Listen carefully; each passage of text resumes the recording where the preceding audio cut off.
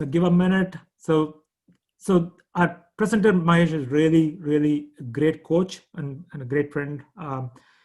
One of the important things that I always felt when I'm talking to Mahesh is, since he has worked in the corporate, specifically in the IT, some of the large corporates, I could really connect him and see where the product, how the product management works, program management works, and I'm able to connect more easily than I talked to other coaches too, which I felt like probably there's a disconnect because they're probably too much far away from where I currently work. So I felt that that's also really a good thing when I connected with Mahesh. With that, Mahesh, the floor is yours. Um, Go ahead, and I'll pause my video, but folks, you could ask questions in between. Put it in the chat window. We'll try to unmute, and Mahesh also will have intermediate breaks for Q and A's and exercises and stuff like that. We could talk about it. One recommendation: if you need to take a pen and paper and have your laptop or phone or something to connect parallelly, it will be really good. Just give you some time to prepare and keep it ready. Mahesh, over to you. Thank you, Shiva. I'm super excited to be here. Let me just say it's a privilege to be here with Shiva and with his classmates, his alumni. It's truly a privilege. I'm fortunate to be here spending time with y'all. I am very excited to connect with y'all, to help add some value. And also, if folks hang around in the end, I will be doing the Q&A and answering your top of mind questions. First of all, I will not be actively looking at the chat session, but I'm assuming Shiva and some of your folks will be looking at the chat sessions. So if there is anything that is that I need to do during the presentation, let me know. Feel free to interrupt at any time.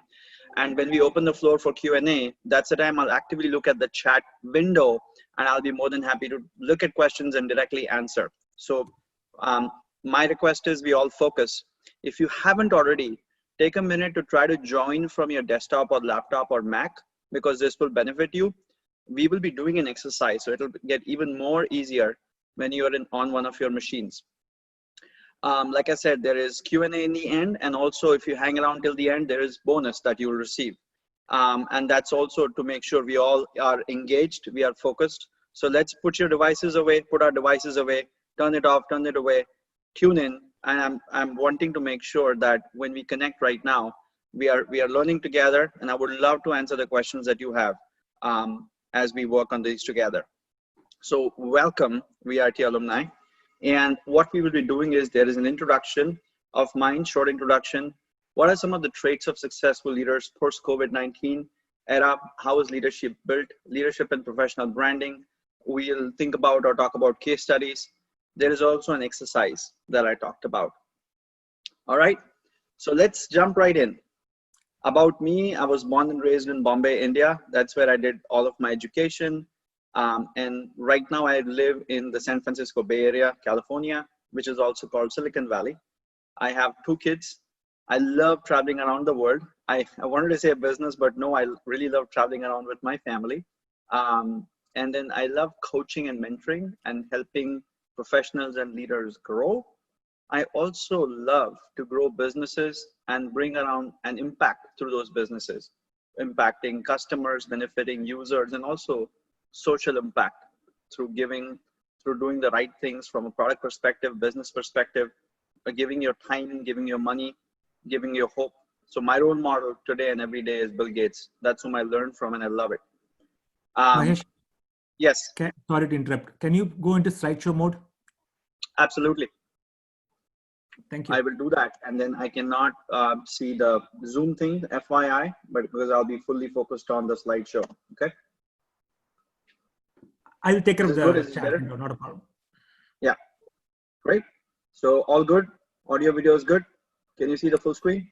Yes, great. Excellent. Thank you, Shiva. All right, let's talk about what really brings me here today, and I'll share a little bit about my journey. Like I said, I was born and raised in Bombay. I did my electronics engineering. I did my diploma in business management later in my career, and I will share some experiences of mine and some of the unique opportunities that I've been blessed with. My experiences are nothing out of the ordinary. I just feel it's been a lot of hard work, a lot of planning, and also some great leaders and mentors that I've met along the way, who've helped me, who've transformed me, who've been really giving me some thought-provoking advice that actually inspired me deep within and take action. Let me go back and share what made it unique for me. So let me take you back to 1999. This is when everybody knows the stock market collapsed, job market was down, and that was right around the time when I was fresh and new in the job market, and I had trouble finding my first job, and it was a tough time. During that time, what I basically learned and did was invest in myself, which is basically trying to learn more and more skills. And I also became a trainer in the process. I actually started teaching software and software engineering courses in institutes until I find a job. And what I saw was I was quick to not only learn but apply and then coach people, not just learn but also help them find a job. This is a situation where if I went out to interview, I learned something, I immediately applied that and made that a framework and gave it to people within the institute that I was teaching in 1999. And then I got into the job market. As luck may have it, I did get my first opportunity in the US. And as we know, opportunities were few and far between. But even during that time, the person who was in New York, who was bringing me here through an agency, wanted to really have my passport as a collateral. It sounded weird to me. It was like somebody confiscating your documents upon arrival, saying you will not go to work anywhere else. And I would looked at it and went, really? Is this what I have to do to really find a job in the US? That's definitely not going to fly. And I had to take that call. I had have the courage back in the day. Imagine this is a guy who's not gotten his first job, trying to say no to a job in the US because it just didn't make sense. Why would I not believe in myself and believe in somebody else whom I have not seen, not met, to have my passport, and what are they going to do with it in a foreign land? I said no. And then in 2000, the right opportunities came my way in India. As luck may have it, in 2001, Intel recruited me. That's where I also happened to meet my friend Shiva. When I started to work with Intel, I got exposure, good exposure, global company, large company, great colleagues, great mentors, great career options, and I really transformed during that time. Fast forward 4 years from there, I started to become very interested in the new internet era, which was dominated by Yahoo, Google, Microsoft, MSN.com, if you folks still remember that. And I was starting to target these companies. I wanted to be a part of them. And I really was fortunate that Microsoft accepted my resume and they got in touch. And I essentially went in there to interview for both roles, engineering and product management. And they said, you could choose either. I said, I don't know. And I was fortunate because even after interviewing, they kept both options open and said, you have the choice to pick it. But I was still worried, like, should I really go into product? And what if I'm not able to appreciate the role? And they said, after a year, you can change it back to software engineering if you really don't like product, but give it a shot. We think you have the chops. And they sensed it, that I was able to really transition quickly, even during the interview. It was actually 9 different rounds of very exhausting interviews back in the day. And I still remember pretty much all of those conversations. And I was in love with the role, with the company. So that's what I joined back in 2005. I met a lot of great colleagues, great mentors, great leaders. I had the privilege of presenting at meetings where even Satya Nadella was present. And I figured that I went through a lot of transformation, a lot of skill development back in the day. And after that, I went to work with Amazon. Now, there is something during that phase that happened. While I was at Microsoft, I saw thousands of my friends and colleagues being laid off.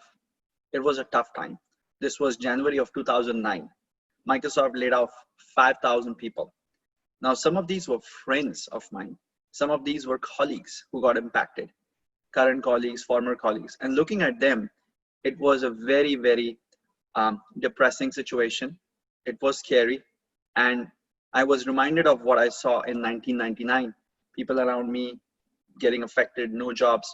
What would they do in this situation? They had a mortgage. They were all really very qualified people, but feeling lost. Like first time in their life, they got laid off.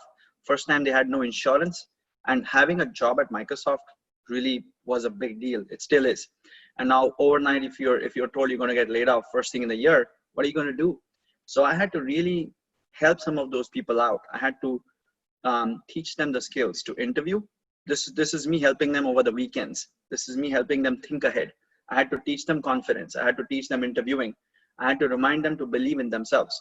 And some of them came right back into Microsoft as contractors. And what that would mean is you would get half the pay, but at least you have a job, you have a decent insurance. Some of them came back as full-time. And some of them went across the pond to go work with Amazon. And that's what happened. I ended up coaching people to find a job at Amazon, which had a very unique and distinct style for interviewing. So I had to study up what they would get asked. I had to coach them.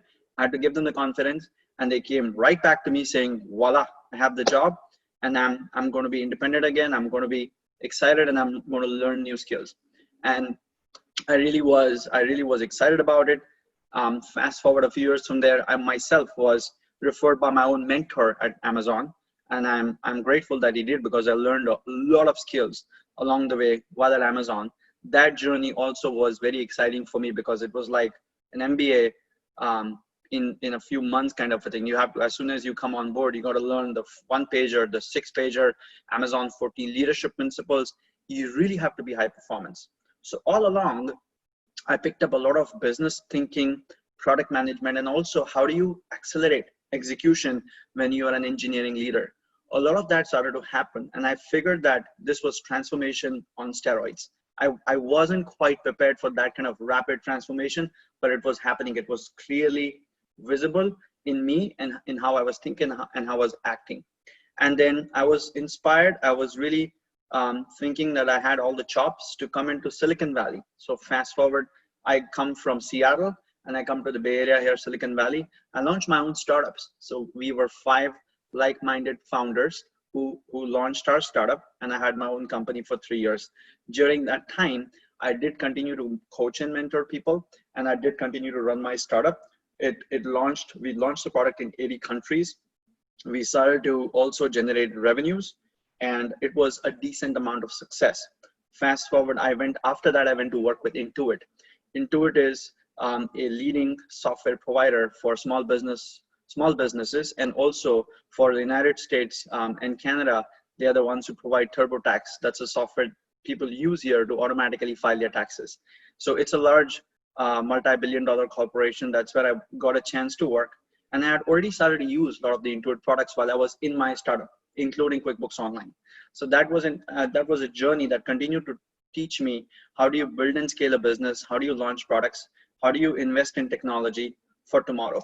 Now, some things which I think I would now narrow down on from my unique experiences and journey is a lot of thinking in our own careers. We can be thinking like Bezos, but like Jeff Bezos, who's the founder and CEO of Amazon. So the number one thing that Bezos is known for is actually being relentless and creating a new trend. Let me actually emphasize this for you. The guy makes huge investments in his own business. And that's the main reason why the company hasn't been profitable or wasn't profitable for 20 years post-launch. A couple of quarters here or there, they delivered profit, but for the largest time, they have been unprofitable, not profitable. If you step back and think, it's not because they were not effective or they didn't know how to do balance sheets. It's because they were investing in their own selves. How many people do that? How many people step back and say, I don't care about the profits today, rather than taking the profits today and putting them aside and feeling more secure about the money in the bank? Can I invest further in my company, in myself, and my skills, and my growth, and my development? That's what we have to learn from Amazon and from Bezos. Taking the risk, making the investment, even when the whole world is trying to take the cash aside in the middle of chaos. You will see companies like Amazon and Google now go out and start to buy smaller companies, because they're the ones who always think 5 years, 10 years out, and they want to buy billion-dollar companies for millions of dollars only during these times. My second line under opportunity says, act like Jobs. That's what I mean by act like Steve Jobs. If you read his book, if you've read his biography, what you look at is the guy went through a long journey full of experiences, including coming to India, doing lots of things across the world during his life and career. But in the end, he became very clear. He said, live every day like it's your last day. What he meant was, life is short. Don't try to do things which don't excite you. Take the reins and only do the things which make sense, like it's your last day. Think about it. If it's your last day, would you do this? No, throw it away. If you have that mindset for a day or for a week, guess what? You will learn to prioritize, get focused, and really sharpen around the areas where you need to. That's what he did towards the last 6 months, 1 year, 2 years that he had remaining in his life. So think like Bezos, act like Jobs. The last highlight there is for you. Believe in what? We will get to the exercise phase in a moment, so hold on to that thought. All right, so think like Bezos, act like Jobs, believe in what? All right, moving on. We are in this era today, COVID-19. This is a news article that came out this week. Facebook comes out and says, we're going to be hiring 48,000 employees around the world. All right. They are looking at hiring, and they are looking at making their entire teams remote. And what Zuckerberg is predicting is Facebook as a company will go fully remote. They were paying people to relocate. They were paying people to live near their Menlo Park headquarters. And finally, they are also spending big bucks in taking care of their office space, paying those large salaries because it's Bay Area or because it's Seattle or because it's Bangalore, wherever, or London. And then more importantly, feeding their people 5-6 meals a day. Yeah, people get in early and they rely on Facebook to give them their beverages, to give them their breakfast, 4 meals, 5 meals, name it. And now all of that expense will be gone. All of that expense out the window. They can have somebody working from Bora Bora for all you know. They don't care. As long as the employee can deliver the outcome, that's all that matters. All right. Having said that, how many people in this audience have really thought about this? You don't need a visa. You don't need a passport. You don't need nothing to travel anywhere for an interview or for working. You could be at some point wherever you are. All you need is skills. All you need is the ability to deliver what Facebook or Google or Microsoft or Amazon or any of those companies will expect from you. That's all there is. You need to be skilled and you need to be delivering on those outcomes. You have the job. So all of those barriers that we had going on for all of these centuries may start to go down. And that's what I urge you guys to start thinking. So when we talk about investing in ourselves, investing in our futures, investing in our careers, a lot of that thought process is shaped and formed keeping in mind what is the future looking like for the job market, for the companies, for the founders of the futures. And these are the kinds of trends which are going on. Now, as we all saw, things have been unpredictable and very rapid, very fast moving. COVID happened. It brought the stock markets down. Things came right back up. COVID happened. People got worried. And now the impact is going to be distributed. It's not going to be all of a sudden, but nobody can predict if this is all going to go away in months, weeks, months, or years. However, what you can do is what is in your control, which is investing in yourself. All right, now let's go into a Zoom chat. I'm going to be looking at my Zoom chat now. I'm very curious about this audience and what you've heard so far. Who is your favorite leader? Who is your favorite business leader? And secondly, I want to know which is your dream company or dream role. Example, you want to be a CTO of Google, director of product at Facebook, or just an engineer in your own company or founder of your own company or engineer at some company that you have. I just want to know what this audience feels like. So I'd love to hear from you. Go ahead and start chatting in the poll. Number one, who's your favorite leader? And you can type it in one shot and then enter. Favorite leader, dream job. Let's go. All right, I'm starting to see responses. Narendra Modi, India Inc. Love it. Ratan Tata, Elon Musk, Jeff Bezos, I'm assuming. Bill Gates, dream job is CTO. Good. Welch, GE. Okay, Jack Welch. Jack Ma, Steve Jobs, and CEO of a tech company. It's okay to put which company name, at least have an idea. Satya Nadella, Steve Jobs, Ratan Tata, my own. All right. Elon. Kathy Murphy. Interesting. Very interesting name. And so, Ramesh, is this your dream role, head of personal investing, or is that Kathy's title? Sorry, just trying to clarify. Kathy's title. I mean, eventually my dream role too, right? But it's currently. Okay, great. Good. Indira Nui.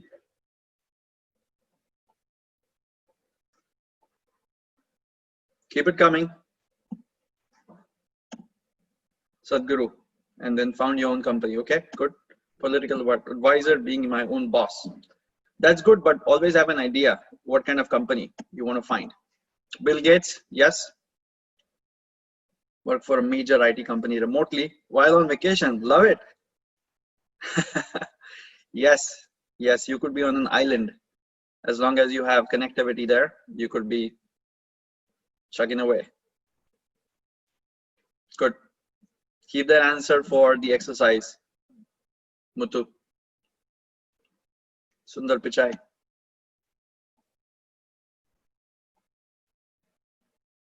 Leader in PM. I'm assuming you said product management, Anil.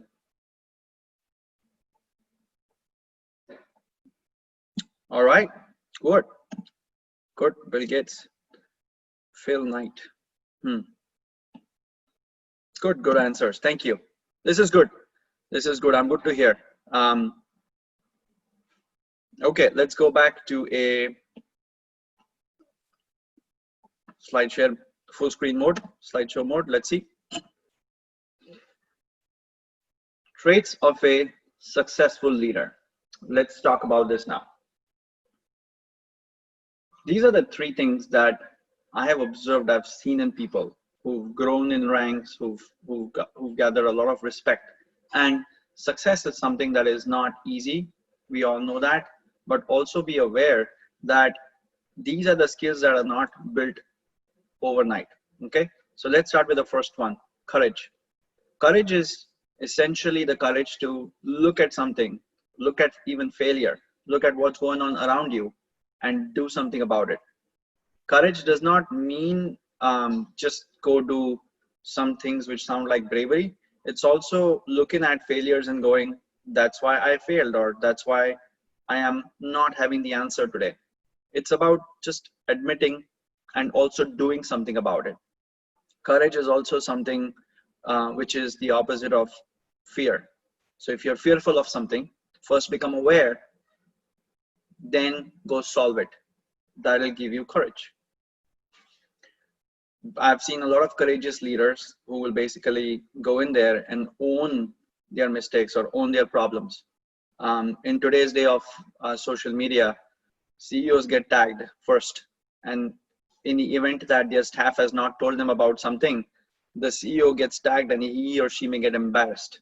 So he or she, despite not fully knowing what it is, will have to have the courage to say, I will look into it and I will find you an answer in 24 hours.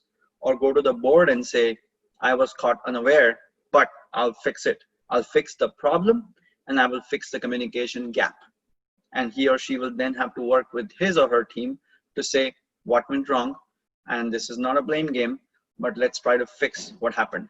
That's really courage, owning up to the problem, taking ownership, not hiding away, not ignoring that a social media tweet, not ignoring the fact that they were tagged, or not ignoring hearing from a customer.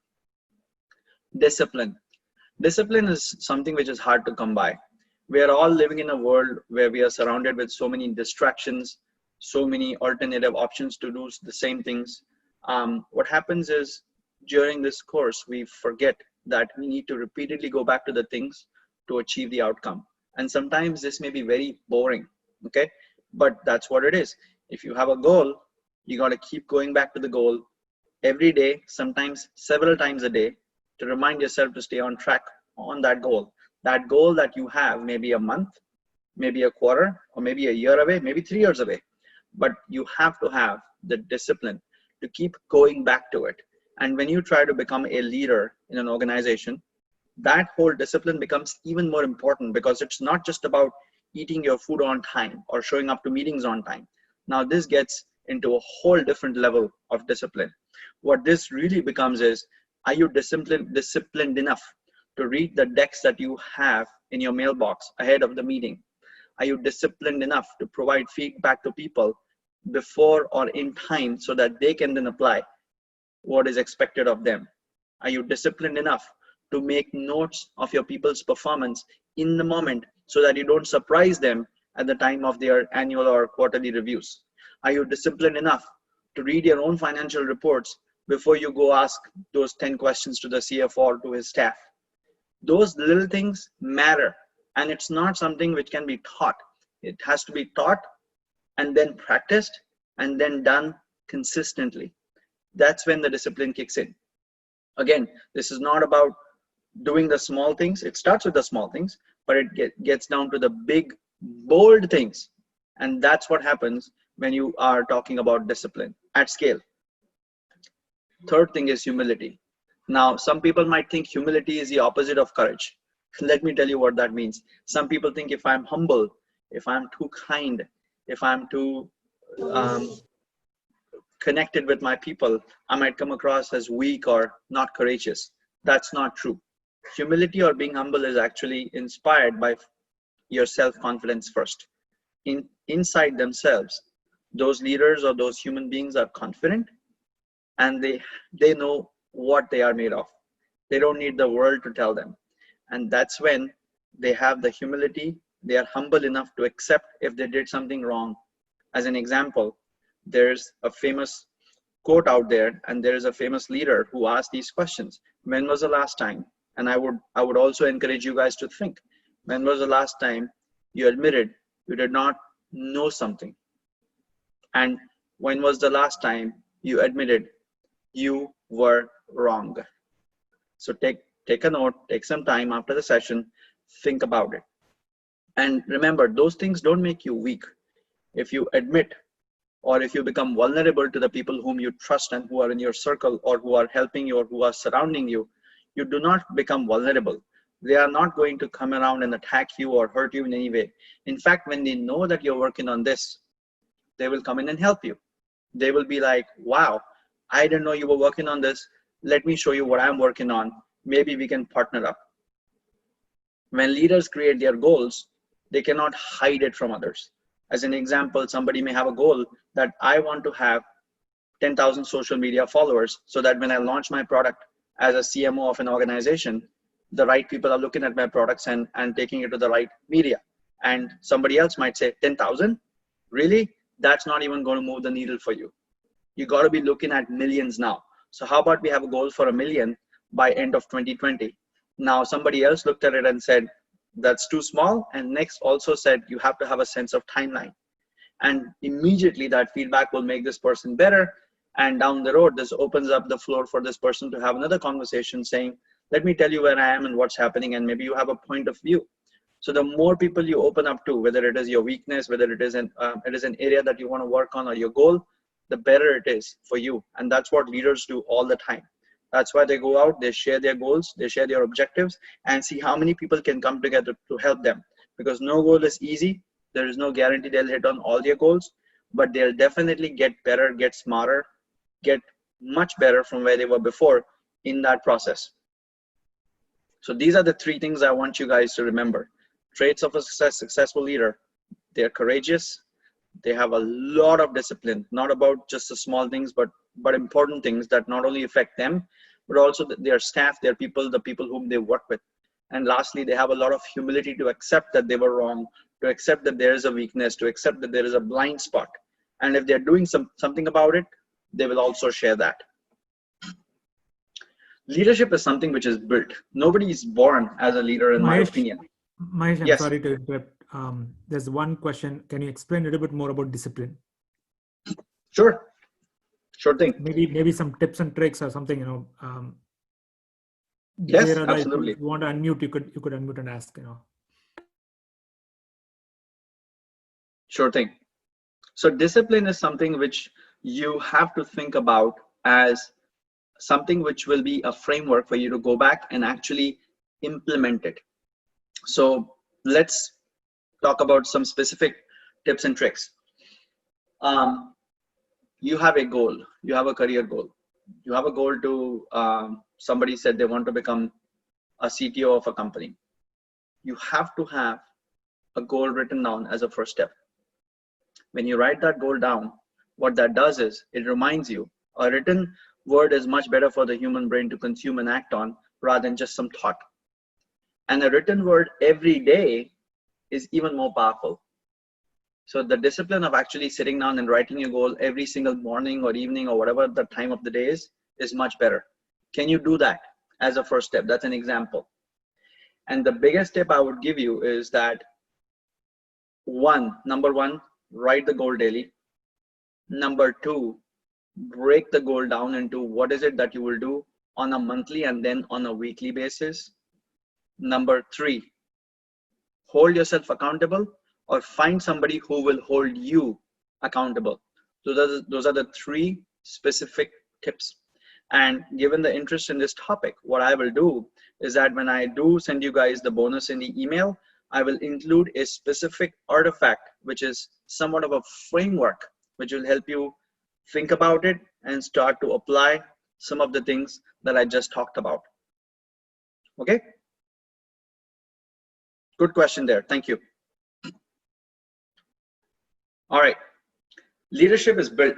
This is something which I have come to believe. It's not something that you're born with, and it's not something that you can assume I'm good at or you're not good at. In fact, if somebody has been a CEO for 20 years, or if they've been on the board, chairman of the board, whatever, they still have to continue to build their skills. They have to still hone their skills. Okay. So I was in the office of a large billion-dollar corporation. I met him around the December timeframe. We exchanged greetings, Christmas gifts, and all good stuff. And then I saw him in his bag, which he still carried, more of a nice leather laptop bag. He still had a whole bunch of notes, and whatever he had for me to search that, he had to get a bunch of things out of his bag. And what I noticed was he had circled some things in red and circled some things in blue. And when I said, what's that thing in red? He says he always has trouble understanding how this model is actually extrapolated or built. And this time he's decided he's going to talk to an expert and get dirty with Excel himself between Christmas and New Year's, those 5-6 days, because he feels that by getting better at it, he can better advise how his company can expand on that new investment that they are doing in an emerging market. And I was stunned because he could easily have delegated this to an M&A person or a CFO and said, you guys figure this out and get back to me on what you see. Instead, he wanted to go there and get his hands dirty. Why was he doing it? So if you step back, it's not because, oh, that's technical, oh, that's Excel, that's not what I do. It's basically because he was aware that that's one of his weaknesses and he wanted to invest in it. He felt like if he knew it, he would get he would be able to better influence some of the future decisions, and also he would be able to better influence an investment in a certain market, and also get more respect from his own staff who goes, wow, actually, he's tried that. He's actually done this. And so he's going to get this outcome. And if somebody has to really challenge it, they have to get down to that level and do it. But it's more about investing in themselves. And so leaders are really having a very strong awareness of what are they good at, what are they not good at.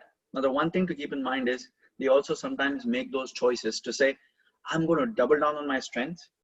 This whole weakness thing, I've been at it for 7 years now. I think I'm going to live with it, and I'll hire somebody on my team to take care of it. But I'm not going to be investing in that. I'm going to double down on my strengths.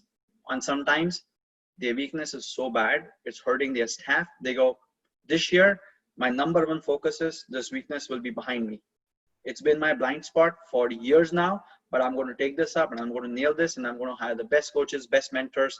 I'm going to have an accountability partner. I'm going to work on it every single day, and I'm going to have a measurable outcome every single month. That's another extreme. So once they become aware, they decide when and how they should focus on their strength. What's the outcome? Expected outcome. When and how they should focus on your weaknesses. Outcome. What's the expected outcome? More importantly, when you think about it, it's investing in themselves. So you may have seen in your own while working in your professional lives, in your college days, in your experiences with working with universities, you may have yourself seen people saying, oh, you should invest in your career, you should have time aside, you should have offside, you should have a week to go into a training class. I am saying that's not happening anymore. The pace of life has changed. The amount of work that is being expected from us and even from leaders is insane. So you got to do all these things on a daily, weekly basis while from the comforts of your home. Nobody's going to have that huge offside anymore, whether it is because of COVID-19, geographical separation, or the lack of investments for the next few years. So you have to really invest in yourselves, upskill yourselves, and invest in lifelong learning. Change that behavior, bring that discipline today. Do not rely on some external entity to come in and teach you, like a university or your company to say, here's a 5,000 check, go learn whatever you want to. They're not going to do that. You have to make an investment, just like Jeff Bezos makes his own investments. He earns profits, invests in his own company. That's the mindset you got to have towards your own development, personal development, professional development, leadership development. The next thing is being data driven. No matter what, if you look at business leaders, they talk objective key results, OKRs, or KPIs. So there is a good book called Measure What Matters. If anybody is interested, go take a look at it. It's a great book which talks about some of the principles of how companies measure what they do.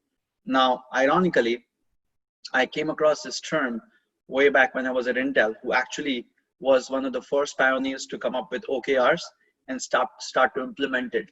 And it was none other than Dr. Craig Barrett on stage who used that term. I made a note, and then I became curious and I started to look at what this meant. Back in the day, he was talking about Intel, its investments in factories, fabrication of chips. He was talking about smart TVs and TVs. He was way ahead of his time. One of the great CEOs I've seen of his time.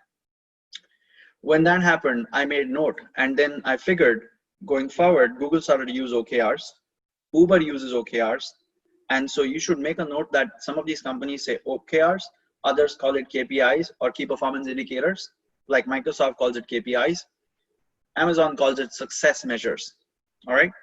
What all of these mean is, what are the ways you're measuring success for the company, success for the business, success for the customers, success for shareholders? You must do that for whatever you're working on and also for your own self.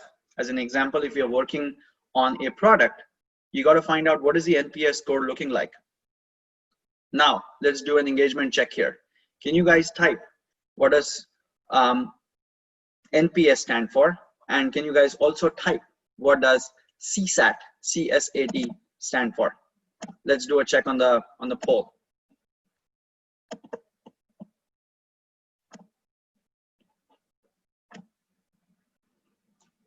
And CSAT, C-S-A-T.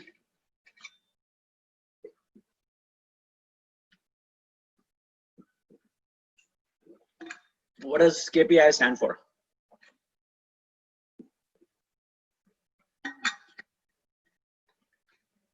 What does FCF stand for? FCF.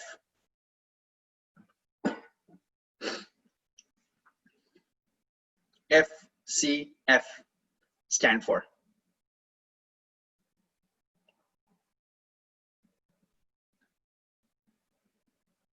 No Googling.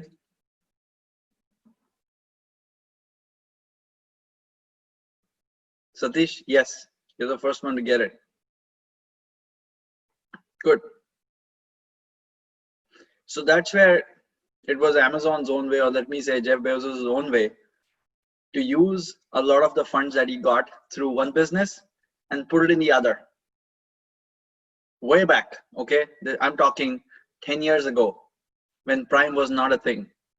We worked on the fundamentals of the business, which told us how thinking matters, why you need to think 70% of the time, act 30. It is crazy, but that's what I saw through those 1-pagers and 6-pagers. And believe me, the irony was the 6 pagers that we wrote had a 42-page appendix.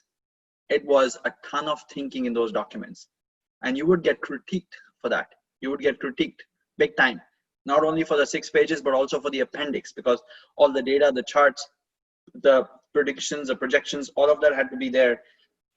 Reference to the sources, calling out the university papers, whatever that was, it had to be the appendix. But the core work happened in the 6 pages, and that was thinking. That was thinking, how would you generate FCF? How would you meet some of the success measures? How would you still satisfy and get a high NPS?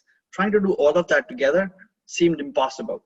But the thought clarity, the writing, the doing, getting the feedback, and actually getting all of that feedback, like it or not, in a large room, making everybody uncomfortable. Every presenter does this work for a month and then gets beaten right in the meeting. What happens then? You get even more clear about what was that gap. You can absolutely get all the praise for doing 48 pages worth of writing, but the reality is it doesn't matter. What matters is how is this going to make Amazon or this particular business successful? So that's what I'm talking about when you are actually being data driven. So data actually makes you clear, and that's a similar kind of measurable that you must have for yourself. Okay, and I'm going to basically give you an example.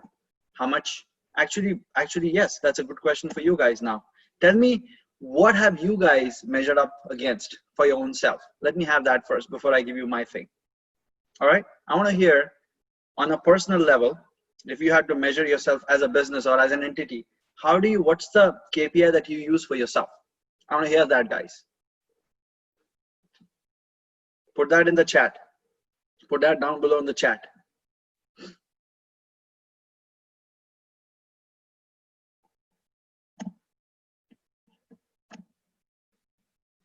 New skills I learned every quarter, 5-year progress and 10-year vision. Okay, discipline. How? Okay. I would be curious how you would measure productivity DOD. Wow. New skills learned timely. Okay. How productive I am. Okay. Happiness in current role. Happiness. Productivity. Certificate. Say-do ratio. Interesting. Say-do ratio is an interesting observation for leaders. Have you done what you said? You said you'll get back to this deck and give me all the feedback by Saturday night. Did you do it? You said you're going to spend the long Memorial Day weekend giving me guidance on this forecast. Did you do it? Doesn't matter. You said you'll do it in the long weekend. Did you do it? Good say-do ratio. Innovation, grow leaders, profit customers, delight. Okay. Now, I will basically ask you guys this: create more leaders and learn from them too. Absolutely. Good leaders create better leaders, and they will learn, just like Abraham Lincoln did. You surround yourself with people who don't just love you. You surround yourself with people who don't love everything about you, so that they can critique you. They can give you the right feedback and make you a better leader, or else you're not going to survive in the office. Building appropriate regime.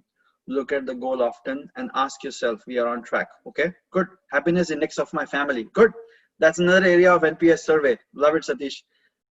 Though not it is measurable, but in terms of time I spend with them, absolutely. Ability to support them in their goals, sure thing. Okay, so now guys, all these are good. These are all valid points. Now I'm going to have you think slightly deeper. Okay, think about, if you are a business, can you take this and report on this? Can you take these numbers and go to the CFO, or can the CFO go to the street? Yes, no. Chat. No. Okay, good. Now, if the CFO cannot go to the street, they are not objective. You have to be objective. So like somebody said, family, happiness, subjective. Good.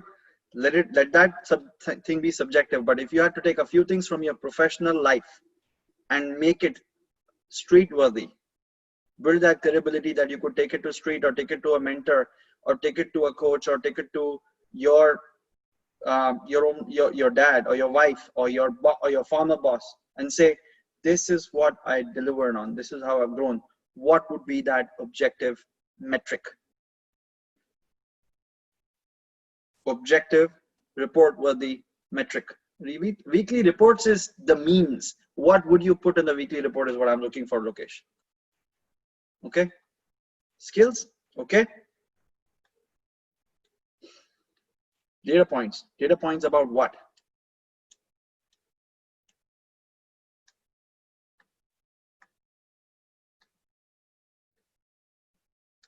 Business performance. Good. You're getting there. Business performance. So you're basically a leader who's responsible for business. Good. Sales, profit, commit to actuals, upgrade your skills. My progress towards my percentage achieved. Fair enough. If you're doing a certification, I'm 50% complete. I'm going to be Azure certified next month. Got it? Impact of your role on your company. How do you measure that, Ayush? How do you measure your impact in your role? Come on. You guys are getting there. I love it. I love the audience. Type it away, guys. Maybe a barometer type of representation. Maybe, Satish, think further. Showing the initial state and then the future state that was achieved based on the activity. Okay, good. Actual to target metrics. Love it. Premnath. Okay, I'm going to give you guys 3 different examples. Happy customer. Yes, you're getting there. Okay. Actually, I'm going to give you 3 and then I'm going to give you 1 more. The 1 more is slightly more personal. The 3 are tied to like business or going to a mentor kind of a thing. Run rate, asking rate in cricket. Yes. So run rate comes in the measure of something. Like I had this goal. How am I doing? So let's take 3 concrete examples. The first, if you are somebody who is running a customer service organization, you will take either your customer satisfaction score or your call center representative score. So customer satisfaction means, are you happy? Did the customer service representative solve your problem? And CSAT score on the scale of 1 to 10 is what people would measure. And on the scale of 0 to 100 is what you would take to your mentor or to your manager or to his manager and say, my goal was to get to 80. This organization was at 50 in 2018. I have gotten them to 75. And obviously that's measurable. So somebody said it's a barometer. Somebody said, take it weekly, monthly. Yes, you could keep showing them weekly, monthly progress towards the CSAT if you were the customer service organization leader. If you are an engineering leader and you've been asked to improve the productivity, because somebody did say productivity. If you're the engineering leader and if you've been asked to improve the productivity of your engineers, any guess on how you would measure that and how you would quantify that? NPS, baseline. Okay, start chatting. If you're an engineering, you're a CTO, you get hired day 1, your boss says productivity, Satish, productivity, Muthu is down. What do? Future releases? Yes. So if productivity is down, releases may be getting affected. So future releases, epics per week, stories per week. Yes. Jira, how many epics are you? How many story points, right? How many story points are you writing? That's one way. How many lines of code are you writing? That's another way. And how many bugs per engineer are happening? That's a third way. Various things to think about it. All right. So these are ways. Now the next one is, if you're a product leader, product management leader, what are you going to measure? How is your success happening? Any guesses? Start typing. If you're a PM leader, product management leader, what are you looking at? Feature performance, quality. Eliminate the waste.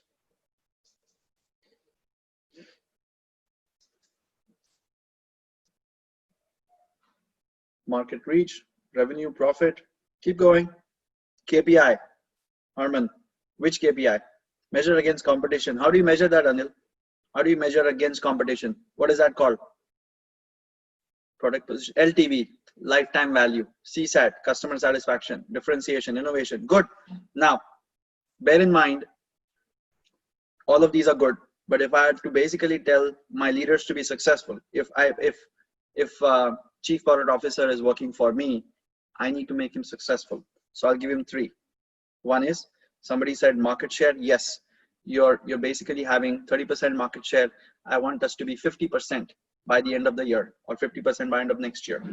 And which are the 3 countries that you would go to? You need to find out. Second, the NPS that we have is 45. The NPS that Netflix has is 85, as an example. I want us to beat Netflix by the end of the next year. The third, we have retention. 80% of the customers use a product after a year, 20% leave. 20% people drop within the first year. Why? Fix that. I need that to be less than 10% people leaving. I need that to be halved in a year. Those are the 3 big areas, 3 big levers that I might give my chief product officer. Everything underneath, as an example, quality, feature, rollout, NPS, they got to figure it out, and they got to do those things that will end up making them successful on these Uber goals. So that's very important. So that's an example for the person in product world. So these are some matrices that I want you guys to step back and think. Every role has those matrices. Ask yourself, am I actually focused on these matrices? Am I making the move on the right OKRs? Am I really thinking about myself as a KPI driven person? And have those conversations. Now, lastly, I'll basically tell you 2 things, or actually the one thing which I was telling you. On the personal side, you should look at your own growth, both in terms of your level and in terms of your compensation that you make. Okay, there has to be growth. There has to be a steady amount of growth. Whether you do it in a shortened once in 5 years, or you do it like 10% every year, there has to be growth. That's a personal number that you also should take and say, my total comp comprises of my base salary, my RSUs, restricted stock units, my bonuses, and then obviously there is investments, investment incomes. All of those make your compensation, right? Everybody has those different sources of income. And if you're smart enough, the other personal thing you would do is that you would also start to hold yourself accountable for donations. Like, am I donating 1, 5, 10% of my income every year? Am I putting that money where it's needed the most? Right now, the whole world is upside down. Am I adding value where it's needed despite being blessed? How is it that I'm making a difference to the world? If you're smart, you will take those numbers to the next level. So it's not just about making, it's also about donating. The leaders think like that. You will see all the leaders, including Bill Gates, who's my all-time hero, they will go out there, they will do it, and they'll become role models. Bill Gates said 3 things which stuck with me forever. Give time, give money, give hope. 3 big things. I want us to remember those every single day, because if this guy is dedicating his entire life today, he could be doing so many other things, but he's still actively going out there to help the world in these times. So he's definitely doing this in a measurable way, because can you imagine the line that's outside his office at Bill and Melinda Gates Foundation as to how many people want that money to do good things in the world? But again, they go back to the KPIs to say, what are they going to improve? How they're improving? Let's go deeper. Let's look at their business case and then start making those investments. So again, it does not happen without you being data driven. And I'll spend some time on thought clarity. Separate yourself from noise, okay? And go into the reality. And sometimes that thought clarity does not happen when you're surrounded by 20 people and trying to do 200 things. That's when the previous point about OKRs or KPIs also becomes critical. If you focus on thinking and acting with clarity, if you separate yourself from a lot of noise, you will get clarity. So do fewer things and do them the right way by investing the time. And lastly, as I've spoken on this slide, have the customer first mindset. NPS, CSAT, all these different measures help you understand that you really need to start with a customer and see what is going on with them. Are they happy? Do we need to innovate for them? What do we need to retain them? How do we minimize churn?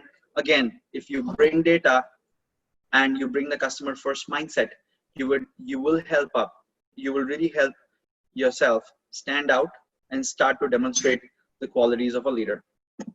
All right. Finally, what happens with leaders when they try to do professional branding? Everything about leaders is top notch.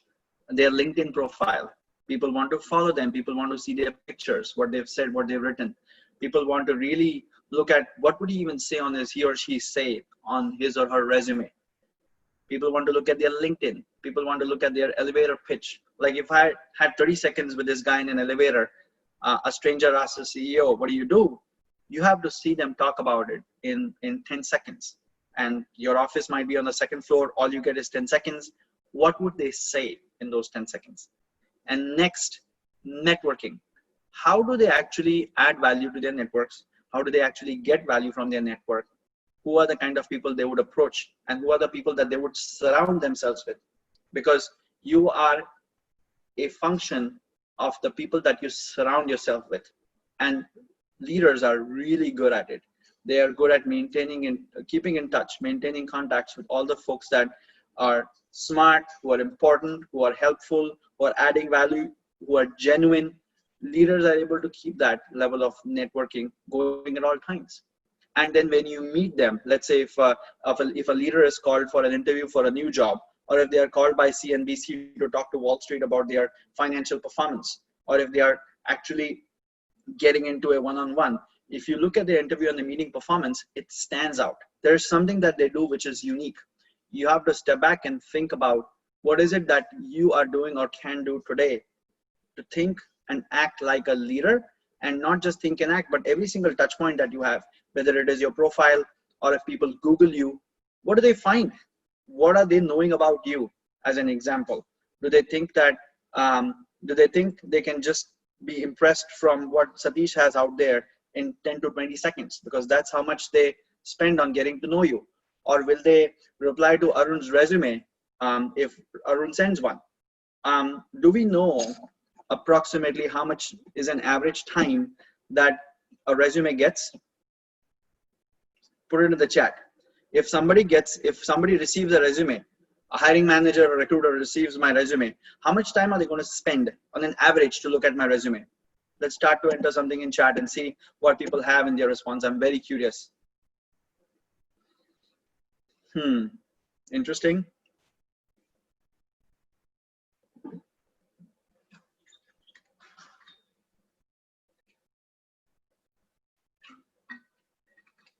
Six seconds average. Average is 6 seconds, 6, 7. Yep, that's what Satish typed. Yes, that's all you got. So for the first half of the page, that's all they're going to look at. They're not going to scroll down. If the first half does not impress them, that's it. You lost the audience. So you have to be very, very persuasive in what you say. Every word, every space out there has to be religiously used, correctly used, accurately used. And how you position yourself in that moment is something which is very important. Okay. Now, going into a very quick exercise here. So everybody ready with your desktop or laptop or Mac? Let's get started. So Shiva, this is the time I'm going to request you to please paste this link into the chat window so that our community here can quickly do this exercise. Don't worry, it's like 3 or 4 questions, but I want to really understand how you're thinking and how you're coming along so far. Great. I'm just doing that. Okay, thank you, Shiva. Appreciate you pasting the link. So folks, as requested, please click on this link and fill out your information. I am going to see this on my screen right now as your responses come in. I want to give you approximately 120 seconds to fill this. So go ahead, start clicking. And if any one of you has any trouble filling in the information or getting to the link, just ping me or put your question in the Slack window, on the Zoom window.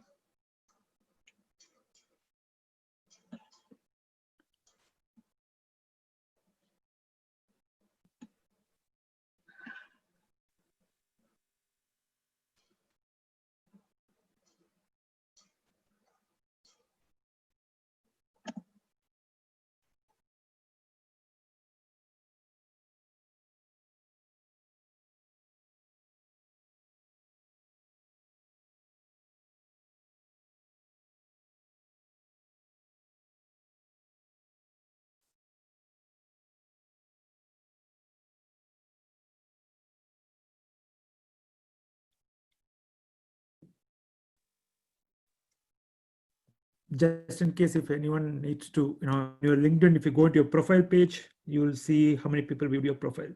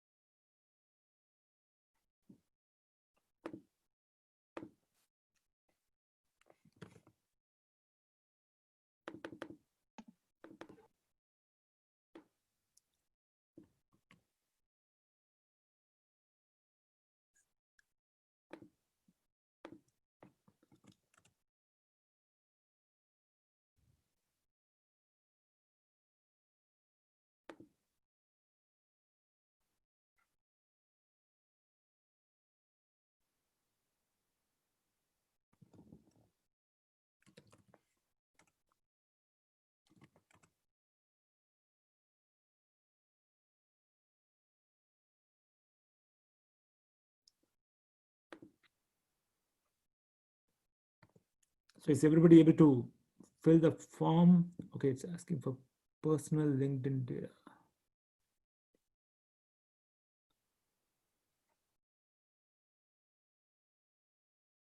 Mahesh, there's a question around the data by Vignesh.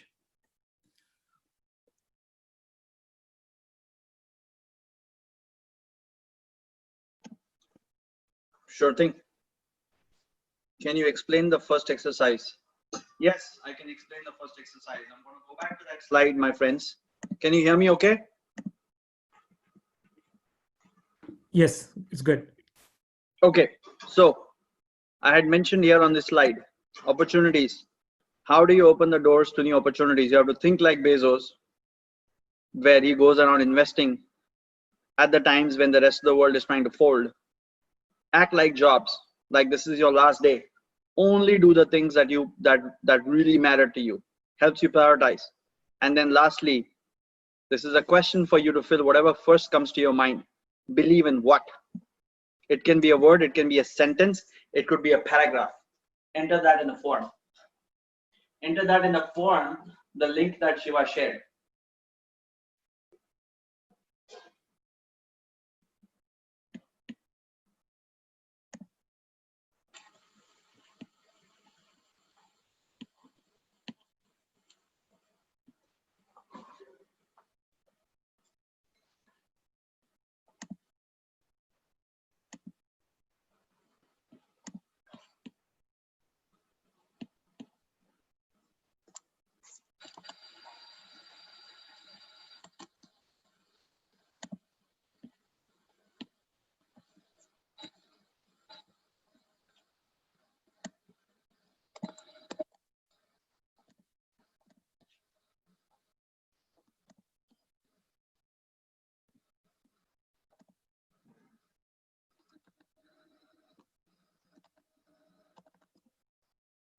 I would like to request everybody to go in there and take it. Less than half of the folks have submitted so far. So please click on the link. Even if you're on your phone, this is pretty straightforward. It will not take you more than 120 seconds. I want you guys to please engage and please fill it in. Hey Mahesh, this is Bhuvan. Why do I get a wrong answer for almost all the questions? It says X and your score, and it says 0 because it gives a red for my LinkedIn profile, it gives a red for the question, and it gives a red for the number of views. What's the meaning of that? The Google Forms. I think it's probably a form. It's expecting some input or something like that, some specific format or something. I don't know. No, it Mahesh, accepted my entries. It said your response has been recorded, and then view score. When I view score, it gives a red. I don't know why it gives you a view score the red. same as well. Okay. Yeah. I think Bhuvan, did you enter your first name? Okay, I think it's fine. I don't know why it's giving you that error, but there is nothing fancy about a score. I have not put anything for this. Don't worry. You're not Bhuvana Sundar Surapaya. Thank you. I have all the information. Thank you. You're good. Beautiful. According to me, you scored 10 on 10. So don't worry, my friend. Thank you. Sure thing. Thanks. Keep going, guys. I think there are a few people still remaining. Can you please submit?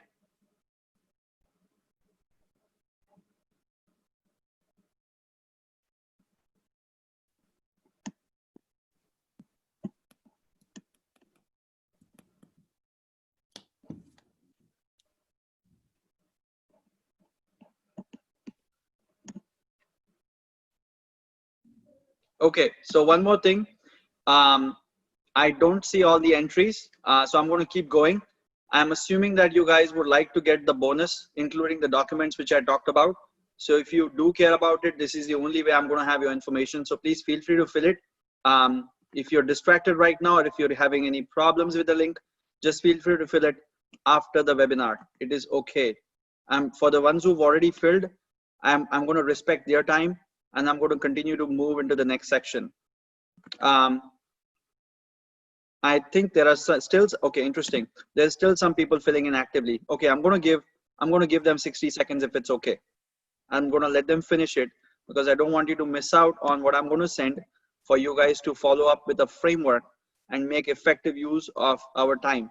Remember, it's good that we are connecting, but then a lot of what you do right after this webinar is what's going to make a big difference for you and for your careers. So make sure that you go out there, you fill this right now, and I want us to make sure that that information comes in through, and then I move to the next steps. I'll give you approximately 40 seconds more. If you were rapid, perhaps that's how much time it'll take for you to complete it.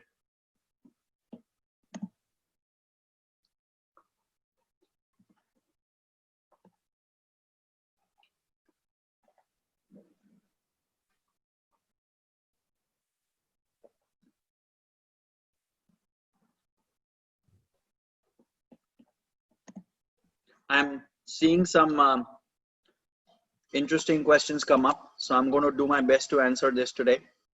And I know that for some of you, it's late in the night. For some of you, you have something to catch up. So I'm going to keep this crisp and effective, and I'll do my best to answer. You also have, once you do submit your information, you will have information about me also. I'll get in touch with you and we can absolutely connect. But I want to make sure that you fill this link, and I'm going to, in 10 more seconds, I'm going to switch and go into the next slide. Mahesh, I too didn't get that scoring, Mahesh. Did you get my There's no score. details Trust filled in? Yeah, there's no score. There's nothing fancy. I did not have a developer. I Okay, cannot blame fine. my developer. Okay, but it gives a... Yeah. This is the one I'll say. No, It's a fine. Google, The same thing, right? same link. It's a Okay, so Google it has got form. submitted, right? Okay. Yeah. It's Mahesh, if you want to talk about some of the questions that's coming up, that's or if you want to move on, that's fine. Yeah. Yes, we're going to transition right now. Okay. Thank you. I So for the I thought if it's a zero score, the submission is not there. no. Sorry. Is 27.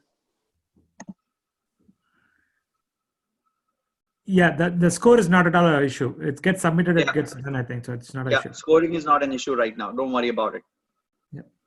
Your submission matters because I'm looking at what I'm looking at is what you've entered, and that is also informing me in some sense some of your struggles that you had, and how you think about how or what kinds of barriers you see, which is really good. I am going through it right now. I'm making use of every second here to make sure I understand the broader context of what you guys are looking at.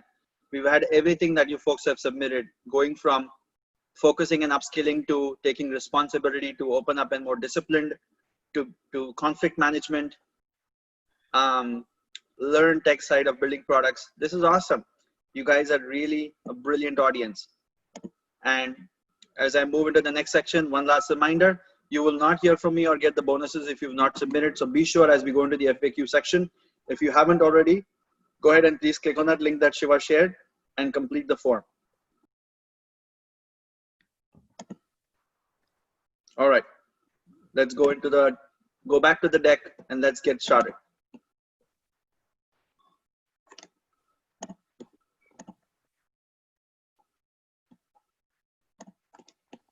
So thank you all for completing. Here's a screen that I'll share. This is from some of the successful leaders and managers that have worked with me in the past. And I'll, rather than doing too much talking, I'm just going to take 10 seconds to for you guys to take a quick look at this, quick glance through this one.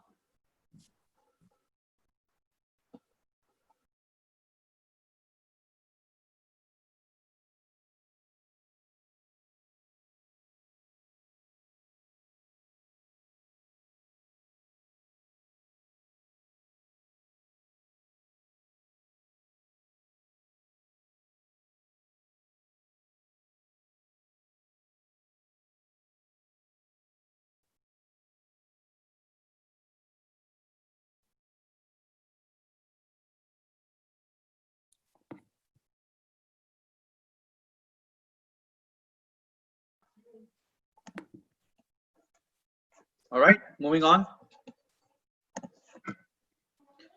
So these are the areas that aspiring leaders work on. And I know that I saw your themes, and for the folks who had answered those questions, I have seen things like upskill, I've seen things like focusing on your strengths and your weaknesses already in your answers. So that is awesome. It's resonating some of what I'm already sharing here with you.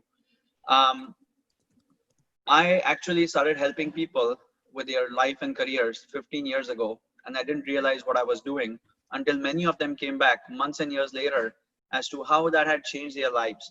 And I started to go research in their lives, in what they were doing differently. And I also have been looking broadly at the industry. Remember, tech is an industry which is relatively new. There has been manufacturing, oil and gas, finance. There has been a whole lot of industries where leaders have grown, they've become super successful, and there is a lot to be learned from them also. So I'm not saying there's nothing to learn from Zuck or from Elon, but I'm also saying there are leaders outside, and I have been following a lot of them. I've also been following leaders, many of them who were self-made. They were born with nothing. They were not born with a silver spoon. What did they do differently, and at what point in their career to get to where they were? And some of them are even surprisingly, some of these folks I've worked with at Microsoft now own companies worth millions, if not hundreds of millions of dollars. And I step back and go, what did they think or see or do at Microsoft? And what was it different? And if I get on the phone with them, that's my question. It's not about, hey, what's your company's valuation or can I get on your board? It's never that. It's about what were you thinking? What were you doing? And then early on, these people did something very differently, which had a profound impact 3 years, 5 years, 10 years later. So keep that in mind. This is not immediate. There are some things which are immediate, but there are some things which are like long-term investments. You got to be there for the long haul.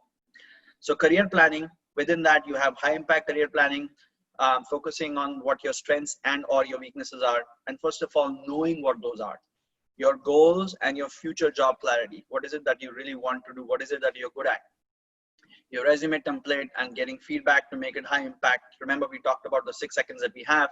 Helping your LinkedIn stand out so that when the recruiters or the hiring managers get 79 results returned for what you searched, how do you get the view and how do you finally get the job? Because LinkedIn is not just to get the first call, it's up until you get hired and even beyond. It's your brand. Networking and outreach. How do you make a mark when there's a 3,000 people event? Days of the past. But even now, when you show up on a Zoom call with 20 other people or 100 other people, how do you network with them? How do you network with the right people? And finally, upskilling to target the dream roles. How do you actually get advice on what your interviewing skills are? Because you may be meeting all those KPIs that I talked to you about, but come interview day, how do you actually perform? How do you deliver those results? And finally, also, how do you think about salary and total comp? This is not just your current job, but also future jobs. And it is not just your future job compensation, but also thinking, how are you getting promoted within the current organization? Are you meeting the goals? Are you having the conversations about getting promoted? Are you having the conversations about getting to that next level? What is keeping you from getting there? Are you aware? If you're not aware, how do you become aware? If you are aware, how are you doing? How are you doing on that goal for the next 1, 2, 3, 12 months? All of that needs to be methodically discussed and approached. So these are what the things that aspiring leaders do. And remember, this is about growing within the same company, same role, going to a different role or a different organization within the same company, or finally going to a different company or a different industry altogether and growing there, because your skills are transferable. Your skills are transferable as long as you build and nurture them on an ongoing basis. So this is what I've seen, and this is what a lot of the leaders that I work on with me. So in summary, you have to have the 3 traits. Keep in mind courage, discipline, humility. This is sort of the DNA. This is the backbone for any leader today and for any person who's aspiring to be the leader tomorrow. Again, I'll be emailing you the bonus content with a framework on how do you create goals and then approach those over the times to come in the email back to you on the same survey link that you filled. So thanks to all the folks who attended, who filled the survey. And also remember to apply the framework. You're going to be doing yourself a huge favor by applying everything what you took away. I hope you took copious notes so far. And one request I have before we go into the Q&A section is, please make sure that you add my email address to your safe senders or to your contacts, mahesh@impeccableinterview.com. Please add this to your contacts so that when I email you, this is not getting lost in spam or junk, because again, there's no other way for me to reach out. And obviously there will not be follow-ups. Now we're going to open the floor for Q&A. So you've been a wonderful audience so far.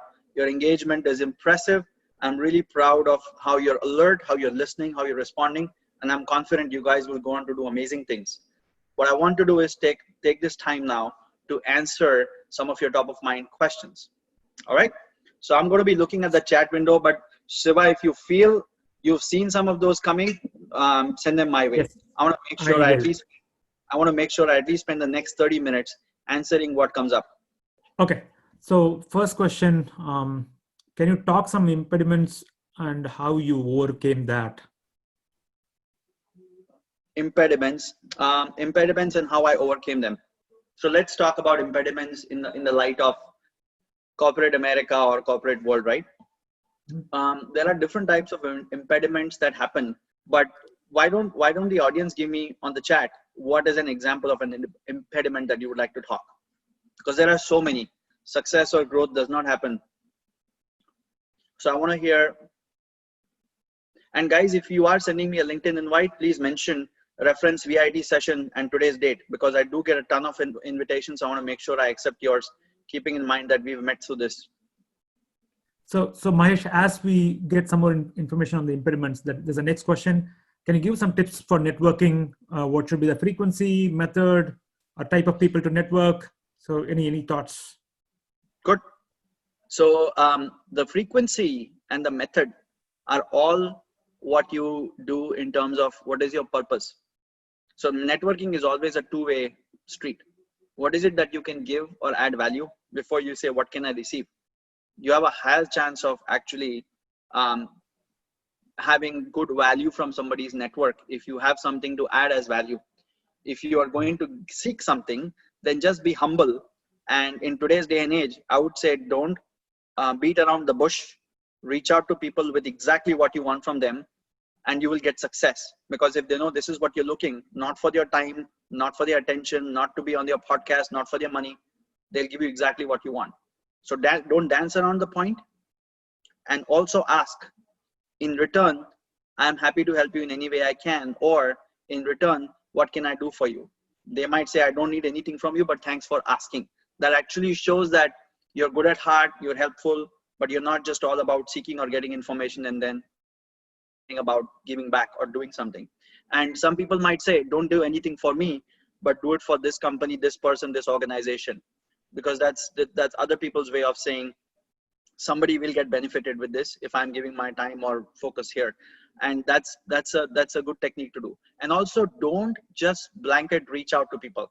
Always be purposeful in whom you speak with, because the quality of your network that you create now and keep nurturing will actually define the entire network that you surround yourself with in a few months and years. So those are the tips I would give you.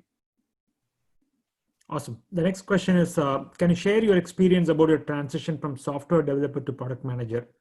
Also, can you share your view, advice for aspiring young leaders to make this kind of transition? Sure. So the transition from software to product was very, very interesting for me, because one, I had finally figured out that I'm not the guy who's going to sit inside a cubicle and be lost in coding. I mean, I was decent at writing code, but the thing was, I was never feeling like I'm 100% satisfied. I've had enough people that I've influenced. I've had enough products that I've actually made better. And that's what made me think deep within, should I consider different options? Now, back in the day, obviously, I had a mentor who was my thought partner, who validated what I was thinking, who also gave me advice on taking the risk, making a leap of faith. And then also this person, which I'm still grateful to and still in touch, gave me exactly how to go about doing it. And then if it doesn't work, come back. So that's what I told Microsoft. What if I don't like it? Is there a way for me to go back to software? And they said, absolutely. Both offers are open. As in, we're going to make the offer letter, we'll say the title that you pick. So when they interviewed me through those 9 rounds, they actually were doing both interviews, product interview as well as engineer interview. And I thought, I'm not going to make it to both. I might make it likely to the engineer, but hey, give it a shot. And I actually made it to both. And they said, which one do you want? Pick. And so I said, what's the option? What's my fallback route? And they said, in a year's time, you come back to this role if it doesn't work out. I said, great. So those were the things which I thought about, but remember that once I got into the new role, again, I had the mentor to go back to and a lot of the right people to watch and do those things very quickly. So today when I coach people, I coach them on the first 30 days on a new job, first 60 days, and then the first 90 days, because those are the defining moments for 3 things. 1, how others see you performing in that role. 2nd, are you delivering on the key metrics that the role expects you? And 3rd, are you really loving it? Because hey, there's no point hanging around in the job or in a company which sucks. So if you don't like it, go leave. It doesn't matter if your boss thinks you're awesome or if you're doing great. If you don't like it, if you're not passionate, walk away. No regrets. So that's what I coach people on. How do you become successful first 30 days, 60 days, 90 days, 180 days, and then 1 year. And so when you take a new job, you have to have solid guidance, solid advice, and a framework that you go in with, which guarantees success and at the same time ensures that you don't just boomerang back to your old job or to your old behavior or to your old style. It's about getting there, becoming engaged, and delivering the goods that are expected of you. Good question. That's good. Anyone else have any other questions? You want to unmute and you want to talk about it, ask it, you can do that. So there is one other one that came up here, which talked about want to become a TPM in Amazon, tips. So TPM, I would say there are 3 things that you got to keep in mind. One is so technical program managers, they're technical for that domain. So as an example, if you want to go into the IoT side, Amazon is very huge as an example. So if you want to go work on the on Echo or on Alexa, you got to understand how those voice commands work. How are they connected to the phone? How are they listening to the users? You got to know a little bit about the innovation in that space. Obviously, not a lot of people in the market have worked on it, but you got to know enough to be technical. Okay. Another example is if you want to be a TPM at Facebook, you should have worked, as an example, if they hire you to work on a Facebook platform, you got to know how do microservices work. You got to know what is SOA. You got to figure out if you're trying to build a platform, how do you make it extensible, scalable, distributed architecture as a TPM? That's the T. And then the PM is generic. That means you need to be good with people. 1, you need to be really good with execution, tracking, planning, execution. 2, and number 3, you basically can have very good executive presence. So as a TPM in a Facebook or an Amazon, you're going to make big bucks, 300 to 400K, depending on your location. So when you're getting paid that kind of a salary, you're going to be surrounded with VPs, you're going to be surrounded with executives, and you have to have that executive presence to deliver what they expect as the program outcome, program goals, and sometimes even calling out those VPs in a broad meeting saying, your team is a blocker, Mr. VP Technology. What's the ETA on this? And that without actually offending them or getting yourself in trouble. So you have to build that finesse over time to make it to a large company as a TPM. And in TPM, it's a very unique role. I'm glad somebody asked. I have never seen a college graduate become a TPM, okay? You can become a product manager, you can become an engineer, you can become a marketer. You will never become a TPM. Why? Because millions or even billions of dollars of programs are riding on a good TPM. It's one of those most coveted roles. You have to have the experience, you have to have the credibility, and then you should have an excellent track record right after you get into the role. And very few people can survive that. That's why they look for people who have been program managers for a long time. They're good technically. They've had 5, 10, 8 years, 10 years of experience. Those kinds of people make it to TPM. So very high bar, but it's possible. Okay. Mahesh, next question. Can you share some of the success recipes? Again, it's a pretty generic question, but you know, yes. if you want to take a bit. Recipe. That word itself makes me hungry right now. Recipe for success is starts with a mindset. Okay, you have to have that mindset that attracts the right circumstances, the right people, the right events. That's number one recipe. The mindset has to be there. The second, your willingness to take risks, take big bets beyond your comfort. If you're going to sit on the same couch and do the exact same thing every single day, you're going to get the exact same outcome. It's not going to change. So you have to go out there, become uncomfortable in learning, in accelerating yourself, and getting there, getting rapid feedback, a lot of feedback. And when you get that from people and you still rise up and take the next challenge and solve it, that's when you'll see it. And the third one is really then having the humility to dive deeper. As an example, there's somebody that I'm coaching in Citrix. This person has been an engineer sitting in his cube for a long time, and he's joined my group coaching.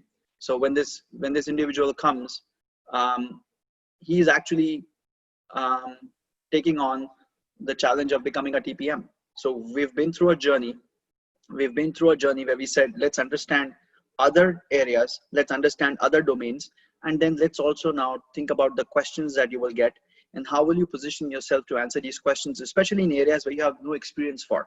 So it's easy to get that call coming in from Microsoft, but you might not get the job. So the biggest thing there is that then can you get uncomfortable, learn those new things, get out from that whole desktop world and go into the web and to the Alexa or to the Cortana world and start to learn those things rapidly, and then start to become comfortable to talk about those. So those things all matter. Okay, so the mindset and getting out of your comfort zone, doing new things, and then getting deeper into the specific technology and or domain. And I'll give you another example of domain. So the testimonial which I showed you with Sachin just now. So, or actually I could even take the case of Shikha. You guys able to see my screen? Yes. So take the case of Shikha, the last one here.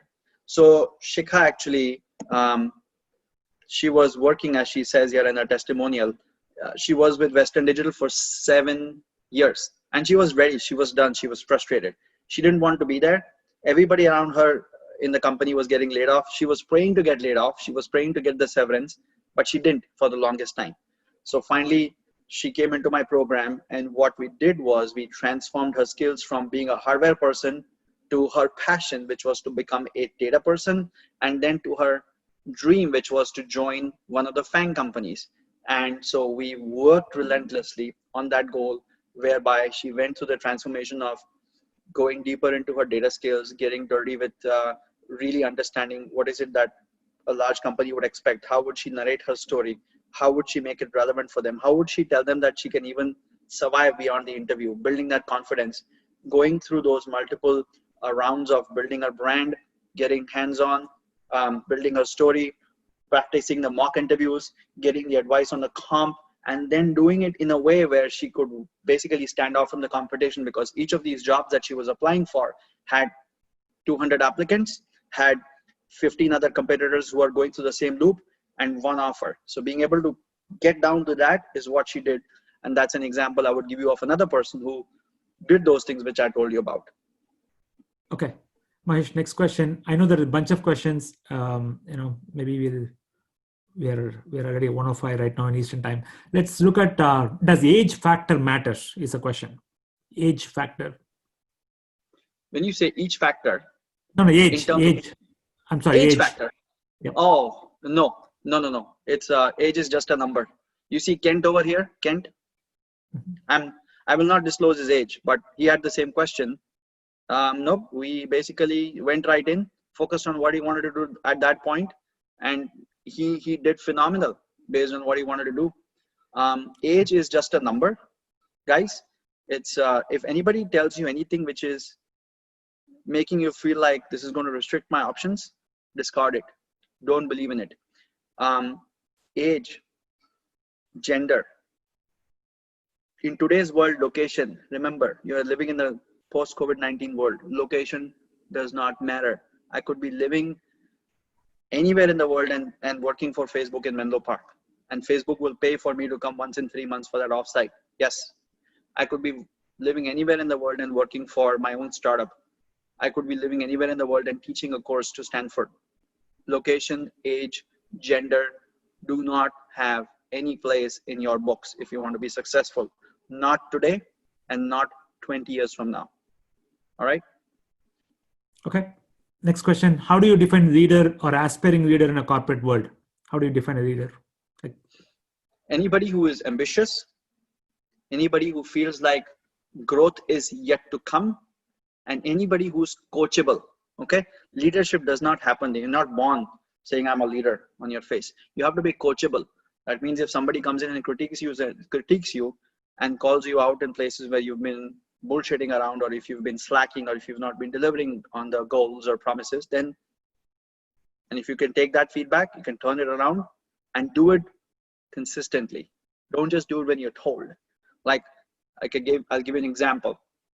So I had, in one of the companies in my past, I had a product leader who would basically take my feedback to say, hey, when we do these quarterly business reviews, I want you to really, really make sure that the NPS for quarter on quarter is verified, and that you call out 3 most recent comments which indicate if it's an improvement, call out which areas are you going to go after. If it's gone down, call out why and what are you going to do about it and which areas. That means don't just come to the QBR, but bring me an action plan that you got this and you're going to do something about it. Because just going into that meeting and getting people to ask you questions makes you look, and makes every one of us look like we are not prepared. And I want you to think 3 steps ahead, because we've been through a couple QBRs and you see the kind of questions the CFO and the board comes with. So I want you to be armed with the answers ahead of time. So that's something which this person took for that QBR, did awesome. Ironically, next QBR, guess what? I did not remind him. I did not do anything. I just let it happen. And the exact same fiasco played in front of me. And guess what? That shows me that you are showing you're coachable, but you go back to the old ways of doing things. So that's the part where I'm saying become consistent, because growth does not happen with an external entity repeatedly reminding you. Somebody will make you smart once and twice, but then it's upon you to really take that and then make that a habit, become disciplined enough, have your playbook, whatever it is, a reminder saying this is my template, T-5 before the QBR, I'm going to do these things. That's what I look for in leaders. You're consistent, you're disciplined, you take feedback, and lastly, what is that called in my vocabulary? It's called coachable. Okay. Good question. Good. So Mahesh, we do have a couple of more questions. With the interest of time, should we probably send them an email or something after that? No, it's okay. I can go for 5 more minutes. It's okay. If folks are really hanging around, I want to make sure they get answers, because they've been patient with us with the presentation. So got it. And what I'll do is I'll probably give a quick, are you okay? One. There's one question from Christian. I'm from SCM background, and how can I see myself as PMP in any manufacturing or e-commerce industry? I'm assuming when he says SCM, supply chain management. Yes. Okay. And can you repeat the question for me? Yeah, he wants to see himself as a PMP, project management professional, in any manufacturing or e-commerce industry. Okay. So first of all, I would challenge anybody who wants to do PMP in today's day and age, because there are hundreds of thousands of people with that PMP certification. Step back and think, what would help you differentiate and get that job so that you can prove that you stand out. Anytime a PM or a program manager job is open, there is a beeline of people applying for those jobs with a PMP certification. That can only get you so far. So what I would basically emphasize on is what kind of skills. So there are 3 things that you would think about. Step back and think about, can you learn Agile or learn all the tips and techniques of Agile very quickly? 1. Second, start to gain familiarity with things in the e-commerce world. As an example, how does an app function? What are some of the OKRs or KPIs that an e-commerce world cares about? Third, how do we actually think about the customer's life cycle in that world? And a typical project, how long does that project run? How long is a project life cycle? So keep some of those basics in mind, learn those, and then go out there and interview and see what happens. That's what I would do, rather than going and doing the same thing, PMP, and thousands of people doing the same thing and not getting the outcome that they want. Okay. The next question is, what is a sample roadmap of skills to develop in order to transition to a product manager? So basically, what are the samples roadmap of skills they need to build to become a product manager? Understand the customers first, become data driven, and be extremely good at problem solving. I actually teach that in one of my courses. So it's interesting this person asked. That's what we do. And a lot of that depends on the background that you're coming from. Like I said, if there is an intern coming out of an MBA, or there is a PhD guy coming, they'll take a different approach. If there is a software engineer going into product management, they'll take a slightly different approach. If there is a program manager wanting to do product management, different approach. But the three things which I said should make a difference. Okay. The next question is difference between a passion and an objective. Or business Passion. Difference between passion and objective, business objective. Passion is you feel good about doing something. You're like enlightened. You could basically get up in the middle of the night without having the need to have caffeine, and you would still love doing this thing. It could be anything. Okay. Business objective is how would you finally, like I said, go to the Wall Street, deliver the goods, show that you made progress. So business objective is, as an example, grow the revenue, increase the customer base, grow market share, being able to really go out there and attract more. If you're HR, you will say, how do I attract more talent to the company? How do I retain better talent? That's an example of a business objective. Business objective can be KPIs, can be OKRs, can be bigger numbers that you give to the Wall Street. Passion is, I love traveling. Now, I would do that at a heartbeat. I would love to be flying. I would love to spend time in different countries, learning different cultures, trying different foods. That's really what I love. And that's very different from a business objective. Good question. Yeah, I know. We are all missing the travel now, and I'm ready to go when they open up. Trust me, I am more than done with being indoors. As you can see, I'm a social guy. I'm outgoing, and I love to mingle, connect, whatever the reason. So I'm also going to go out and see my friend Shiva in Atlanta very soon when these things open up. Great. Yes, I will be coming to New Jersey too. Thank you. Next question, Mahesh. Will EMBA really worth it to become a leader? And will it help us to get some principles? Executive MBA. It depends. It's an investment. So, okay, since you guys brought up the thing again, I'm going to go back to my slide, and this is a real story. Okay, so one of these individuals, because I just need to tell you, one of these individuals came to my program, and their spouse went to Berkeley for EMBA. Okay. One of the individuals, actually the spouse went first to do EMBA. So this person was left to take care of the child and the family, of course, because Berkeley requires the spouse to stay there a few days in the weekend, like Thursday to Monday. The spouse was gone. So this person is just left with themselves. And then this person is also frustrated with their job, and they find me. And as things unfold themselves, this person finds a job in a company, gets that role in a matter of months. And as luck may have it, this person's spouse comes to the same company after the EMBA and gets the exact same level with a comp which is in $5,000 range. So that's my use case for you, that some of these companies look for talent, and they look for how you show up and what you do, not for a fancy degree. So unless you're willing to go do the hard work at whatever age you are for 2-3 years and spend hundreds of thousands of dollars, assuming it's a branded university, you may get something, or else there are alternative strategies like these people have applied. And I'm more than happy to talk to you about those, because a transformation does not unfortunately happen in those universities or those EMBAs. While it's good to show off on your profile, it may not yield the results in the short and the long term. I have respect for their education. I do respect, because I have been to many of those places myself, but I just wanted to give out a use case for people who are looking to make a decision. Okay, so Mahesh, next question. It's come from one of our professor. I mean, my own professor. I'm very proud of him. VG Sridhar sir. What kind of skill sets do students and teachers would require post COVID-19?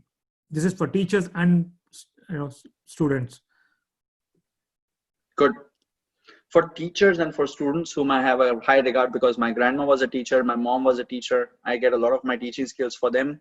So teachers are very close to my heart, and I'll be more than happy to connect with your professor after the call also to help out in any way I can. Here's something that I would do in the post-COVID world. In the post-COVID world, number one, there is going to be, so a lot of people look at problems rather than opportunities. So I'm going to open our eyes to opportunities. The number one opportunity is to basically look at these millions of people and the problem to solve. It's an opportunity and a problem. Okay, it's a problem because millions of people have now lost their livelihood. Millions of those jobs will not even be required if those stores have been shut down, if those jobs never come back. What are those people going to do? How are they going to earn? How are they going to feed themselves and their families? And when all those stories and those horrible pictures come out every day in social media, we have an option to either have tears in our eyes or go say, let me do something in this world to make my tiny contribution. And I think the people who have that opportunity, the most important people, the community that has the opportunity to make that difference today, are the teachers of the world. So the teachers need to equip themselves with three things. One, look at that mass which has lost their jobs and understand what skills will get them right back into the job market. What skills will actually get them right back into the job market? Number one. Number two, those people will still be remote. In some cases, if you're lucky, they will have access. In other cases, how do you actually reach out to them? Can you train them through WhatsApp? I'm going as crazy as that idea. Or can you actually reach out to them through your courses and through your outreach? And then can you give them something credible like a certificate to say, you're now certified in this and therefore you can get this kind of a job? That's the second challenge, making them accredited. So that's a second opportunity / positioning yourself. And the third thing really is learn to do this at scale. You're done touching one or two people. Figure out how do you step back and touch the masses across the country or across the world. Doing that at scale yourself will help you, Mr. or Mrs. Teacher, position yourself for success, because that's a skill that your university would want. So being able to figure out where is the biggest impact to be had. Second is, how do you improve your outreach? How do you use technology to improve your outreach? Third is, how do you do this at a scale so that you help this mass, whether that is people who are still in colleges and struggling, whether it is people who are recently employed and lost their jobs, or it is people who are later in their lives, may want to come back to college for a few months or years and then get what they need so that they can live a better life a few months or a few years from now. That's what COVID has given us as an opportunity, which we all, by the way, I would urge everybody on this call to think about these three things and see how you can make that bigger, bolder contribution. Again, giving time, giving money, giving hope. Good question. Thank you, Mahesh. One last question. What is your roadmap to develop the skills once you are a product manager? So this is after they become a product manager, how do we build the skills further on is the question. Good question there. So it just depends on, three things. Unfortunately, I'm going to give you not a direct answer, but I'll tell you the thought process. A, it depends on the strategy of the company. B, it depends on the strategy of the product that this person will work on.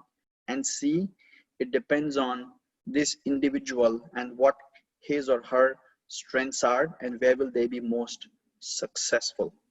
These are the three things I would look at to finally say, okay, this is where you are. Let's lay out a roadmap. Fast forward 12 to 24 months. This is what will make you successful. Okay. Great. Thank you so much, Mahesh. I think that's pretty much, I think we have covered all the questions. Awesome. Thank you so much. And Satish, do you want to pitch in? Yeah, thank you very much, Mahesh, for sparing your valuable time, especially on a long weekend Saturday morning. I know it's pretty early for you. Thank you very much for sharing it. Appreciate that, and thank you very much, my friend Shiva, for arranging this particular call. Oh, wow, man! You really spent. I think it was a time worth investing by everybody. This morning. Wonderful thought by you, Mahesh. Invest in yourself. You just started with a great piece of. I would not say advice or wisdom. It is something. It's more like a life skill. Investing in yourself, and more important, you did talk about transformation and transformation and steroids. I did that really captured me, the way it was a big transformation even for you, from a different role to the type of role which you were taking up, and very nicely summarized the traits of a successful leader in terms of courage, discipline, and humility. Yeah, humility, you really touched upon some of the things. Sometimes you need to call a spade, but that doesn't mean you're not humble, or you're not having that humility. And the acceptance to find out, get the feedback. In fact, I always keep telling, your feedback is is the most dearest friend in your life. Getting feedback from people, and trying to work on, trying to accept, yes, I made a mistake, I probably did not do the right thing, and then getting that feedback, that's an awesome thing. And you did bring upon that no goal is easy. You just mentioned about some of the key aspects related to be it in terms of building the personal branding, or be it in terms of helping, getting involved with the network. And I'm sure we have a great network of VIT Alumni Association. We are globally about 80,000 alumni, and we have a very strong alumni presence here in North America. We have about 6,000 people, and I do have my friends who have joined from India, UK, Ireland, Middle East, and many other places. People have joined today.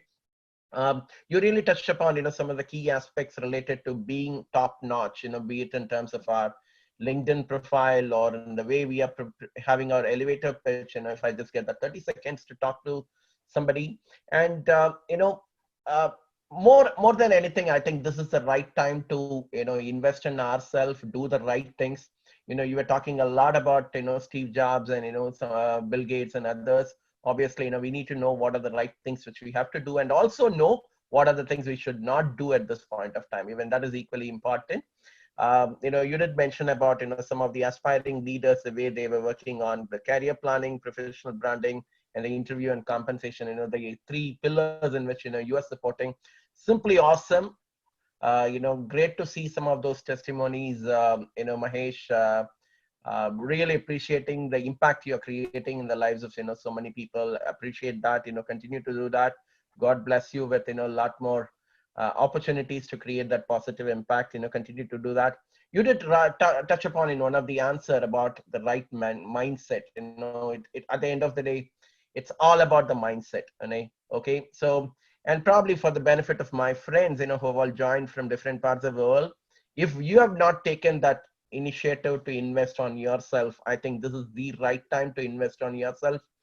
Networking obviously is helping you. The Alumni Association or the other networks which you are part of is certainly going to help you out. So the point here is take that necessary action, or take that initial first step to invest in yourself. If you are not doing it, this is the right time, and get those actions scheduled. I strongly believe in one thing: what gets scheduled gets done. So if you have not taken certain actions, and please take those actions, get them scheduled in your calendar, and what gets scheduled gets done. With that note, thank you very much once again, Mahesh. Thank you very much, Shiva, for coming together and doing a wonderful start for our great weekend. Thanks to Dr. V.G. Sridhar, who is our core committee member from Vita, our vice chairperson, Mutuaka, I call her as a sister, so Mutuaka, and all others who have joined from the different parts of the globe. Thank you all. Look forward for a lot more interactions with you, Mahesh, and several other forums. Thank you all once again. Absolutely. Satish, It was an honor and a privilege. One last thing, thanks to Gopi for creating the poster and working with me on that. Thank you so much. Wow. I do have KK sir, Vishwa, everybody from offshore who has helped us as well. I really thank for all the support they're given. Yeah, Thank I you. too thank each one of you here. So nice. I think we never even saw the 2 hours going. From 9 we started. It's almost 11. This is very interactive and very helpful for all of us. And I think everyone would have taken this as a right input. Thank you so much, Mahesh.